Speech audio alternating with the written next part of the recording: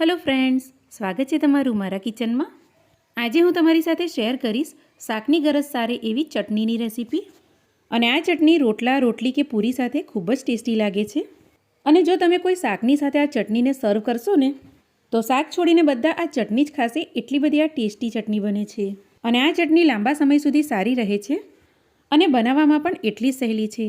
તો ચાલો શાકની ગરજ સારે એવી ચટણી બનાવવાનું શરૂ કરીએ। તો ચટણી બનાવવા માટે સૌથી પહેલાં આપણે તવા પર અડધી વાટકી સિંગદાણા લઈ લઈશું। સિંગદાણાનો નટી અને ક્રન્ચી ટેસ્ટ આ ચટણીમાં ખૂબ જ સરસ લાગે છે અને સિંગદાણા ચટણીની તીખાશને પણ બેલેન્સ કરશે અને ચટણીની ક્વોન્ટિટી પણ વધી જશે। તો સિંગદાણાને આપણે મીડિયમ ટુ સ્લો ફ્લેમ પર થોડી વાર માટે શેકી લેવાના છે। અને સિંગદાણાનો આ રીતે થોડો હલકો કલર ચેન્જ થાય અને સિંગદાણા સરસ રીતે શેકાઈ જાય એટલે સિંગદાણાને આપણે એક પ્લેટમાં કાઢી લઈશું। અને સિંગદાણા થોડા ઠંડા થાય ત્યારબાદ એના આપણે છોડા કાઢી લઈશું। હવે આપણે એ જ તવામાં 2 ચમચી જેટલું તેલ લઈ લઈશું। ગેસની ફ્લેમને આપણે મીડિયમ ટુ સ્લો રાખવાની છે। અને અહીંયા મેં બહુ તીખા ના હોય એવા મરચાં 100 ગ્રામ જેટલા લઈ લીધા છે। અને લાંબા મરચાં હોવાથી આ રીતે વચ્ચેથી કાપીને ટુકડા કરી લેવાના છે। હવે ધીમી આંચ પર આપણે આ રીતે ફેરવતા મરચાંને સરસ રીતે સાંતળી લેવાના છે। તો આપણે બહુ તીખા ના હોય એવા મરચાં લીધા છે, પણ જો તમે સ્પાઇસી ખાવાનું પસંદ કરતા હોય ને તો આમાં થોડા તમે તીખા મરચાં પણ નાખી શકો છો। તો જો મરચાં આપણા સરસ સંતળાઈ ગયા છે અને મરચાંને આપણે થોડા આ રીતે બ્રાઉન કલરના સાંતળવાના છે, જેથી મરચાંમાં જે પાણીનો ભાગ હશે તે બળી જશે અને ચટણીને તમે લાંબા સમય સુધી સાચવી શકશો। તો મરચાં આપણા સરસ સંતળાઈ ગયા છે, તો મરચાંને પણ આપણે એક પ્લેટમાં કાઢી લઈએ અને આને એક સાઈડ પર મૂકીએ। હવે ફરીથી આપણે તવામાં 1 ચમચી તેલ નાખીશું અને 1 ચમચી આમાં જીરું નાખીને થોડું કકડાવી લઈશું।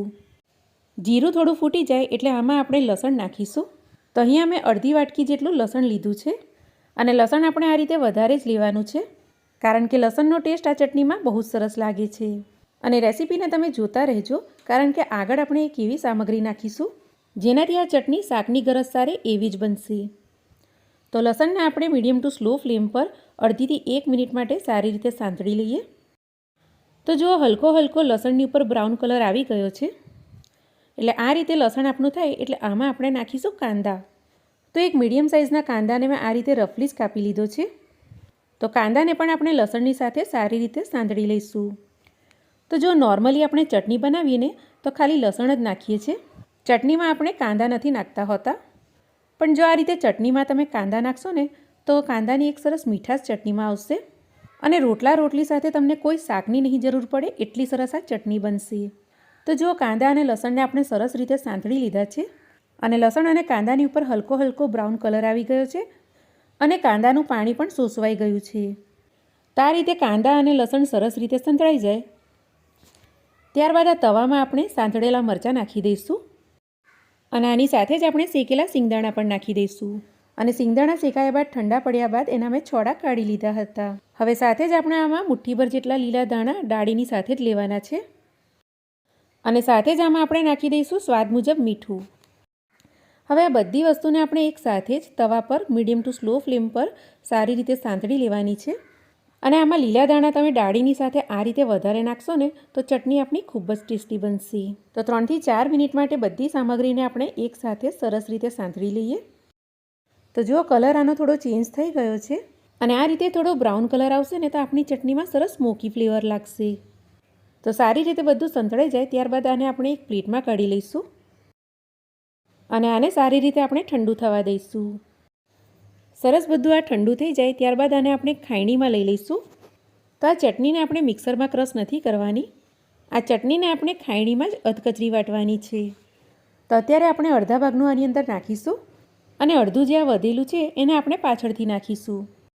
તો દસ્તા વડે આને આપણે થોડું વાટી લઈશું અને વટાઈને થોડું આ રીતે અંદર બેસી જાય ત્યારબાદ વધેલી ચટણીની બધી સામગ્રીને આની અંદર નાખી દઈશું અને સરસ અધકચરી રહે એ રીતે આ ચટણીને આપણે વાટી લઈશું। તો જો સરસ આપણી ચટણી અહીંયા વટાઈ ગઈ છે અને જો ચટણીને આ રીતે આપણે અધકચરી મોટી જ વાટવાની છે। તો આ રીતે થોડી આખી પાખી ચટણી હશે તો ચટણી આપણી બહુ જ ટેસ્ટી લાગશે। તો જો આ રીતે સરસ આપણી ચટણી વટાઈ જાય ને ત્યારબાદ શું કરવાનું, એક મોટા ચમચા જેટલું તેલ આપણે ગરમ કરી લેવાનું છે